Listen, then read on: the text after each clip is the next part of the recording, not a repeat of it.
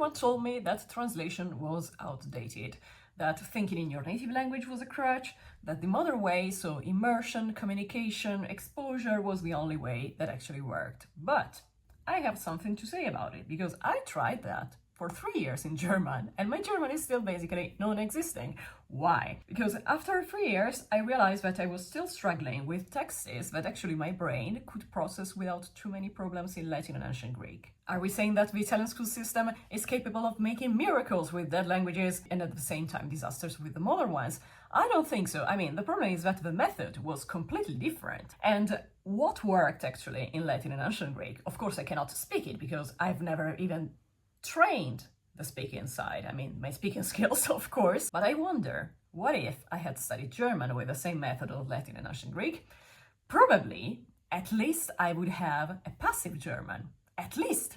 But I don't even have that one, actually. The kind of progress that I had now in German is thanks to the fact that I learned Dutch in the meanwhile, in my own way. But anyway, after less than 2 months at school, thanks to the whole school mix of hardcore grammar, vocabulary, and translation exercises, I actually got results that I would have loved to get in other languages as well. And the more languages I've learned since, the more I've come back to the same uncomfortable conclusion. The old way was better.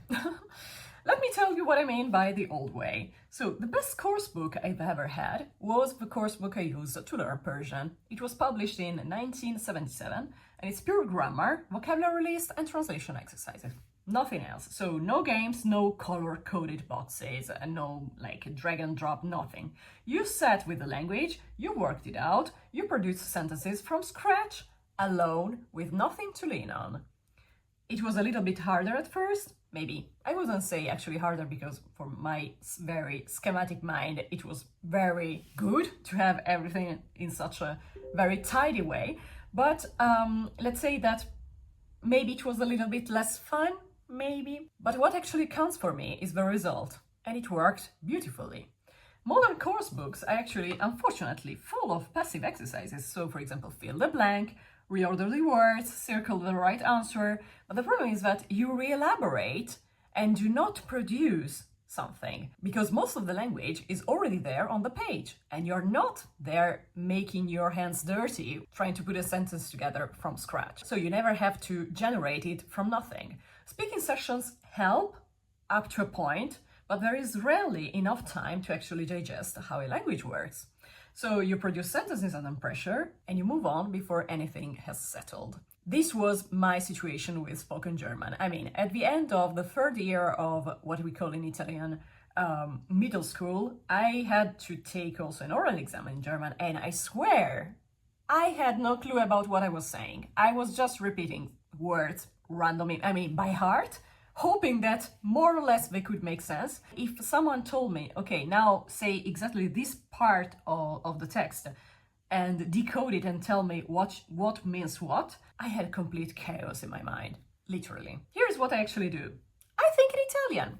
Everybody says don't think in your language. I do it all the time and my results are actually better than the average, so probably you should consider it again. Then I translate it as literally as possible. Because I've seen so many students of mine ending up making a mess because they say, oh, it cannot be that it's so easy that you can translate everything just literally. So I think maybe they had an idea, but they thought there was a mix of, I'm not sure if I had got it right because maybe the explanation was in Italian. And so of course, you cannot understand necessarily everything. You say, okay, it cannot be so easy. So they start adding up something a bit randomly, just maybe they say, it cannot be like that. It happens way more frequently than you would imagine. They make a mistake that it's probably due to hearing something wrongly, maybe during a class, but they never stop to actually analyze what we are going to say and to realize, okay, now I understand how the language works. Of course, it becomes a total mess in your mind. What I do, I translate as literally as possible, yes, with one important correction. So I don't look up individual words, I look up for phrases and collocations in context, if possible, now, especially with AI, it's not possible anymore to use, to make mistakes. Of course, there can be the AI hallucinations. Yes, of course, but are we going to compare it, the AI hallucinations and all the material that now we can check on the internet, with the situation of checking an online dictionary like 5 years ago and hoping that it had enough examples and that the examples were right? I mean, sorry, we cannot compare it.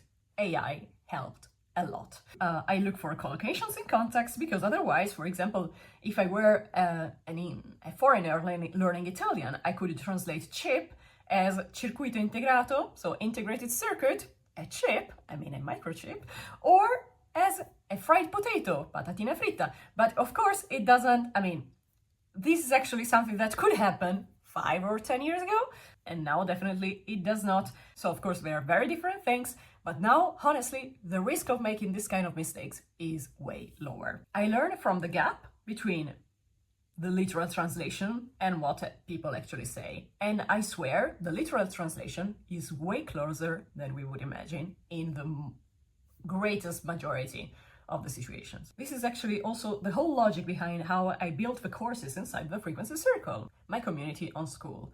But more on that at the end. A few days ago, for example, I wanted to tell a friend of mine in French that I had got all dolled up for an event. And I didn't know the expression, but I didn't want to simplify it anymore because my French is already quite fluent. And so I said, okay, now I can dare for more. I can dare more and be precise. Why not? So what did I do? As a language teacher, I Googled it. I Googled the literal example in Italian. The example that I had in mind in Italian. For example, I didn't know doll up because I've never talked about it in English, but I knew the version in Italian. And since most of my closest acquaintances are French-speaking people, so I had the idea of saying, okay, I want to know exactly that expression in French. I Googled it and I looked for the examples in context and picked the one that felt right and used it. That's all. So my friend confirmed it worked, and he gave me also a few options more, but of course this is just a level of kindness Belgium. And once I look for this kind of information, do I expect to remember everything immediately? Nope, because if I forget something, it's because probably I don't need it enough yet. The ones that stick are the expressions I reached for in a real moment and got wrong, for example, or approximate, and then I got corrected through use. And if you want to know more about this kind of learning, look for generation effect and errorful learning. Making a wrong attempt before seeing the correct answers actually produces stronger long-term retention than studying the rule first. Your brain encodes the corrections more deeply, precisely because it had to work for it. The error is not a failure in the process. It is the process. This is also why when other language teachers talk to me about it, and more of them agree than you would think, they keep coming back to the same point. When learners understand how a language works, they stop guessing and start decoding. And when they are allowed to use their native language as a reference, instead of being told to suppress it, they actually feel more confident, not less. This method actually requires you to sit with the difficulty and to produce something imperfect, so that once you've become fluent, you will be way more comfortable with making mistakes than people who are never ready to actually put a sentence together from scratch. It's different from clicking through an app, and unfortunately, it's much more effective. Now, let me show what the Frequency Circle actually looks like, because I want you to see rather than just hear about it. There is a classroom space with courses written the way I would have wanted someone to explain these things to me. Not textbook logic, but my logic. They are available in different languages, and there are longer form pieces in there too for when you want to go deeper. And for example, since I write the same things in 4 languages, you can also compare the text and check it out and learn by this kind of comparisons. There is an event calendar with weekly meetings that are conversation sessions in different languages. No pressure, built around something. They are built around having something to say to each other than just performing for a teacher. I don't give actual classes. It's rather like office hours, like let's go through what's difficult for you at the moment. And every single post members write and pre-correct with AI, I read it and reply to it personally, adding a follow-up question and further information where AI missed a point, or for example, I just try to give some advice to help you retain a correction better. It's $23 a month. The link is below and everything is public, so you can browse before you decide anything. Also, grab the free journaling guide in the links. That's the best way to start if you're not ready yet.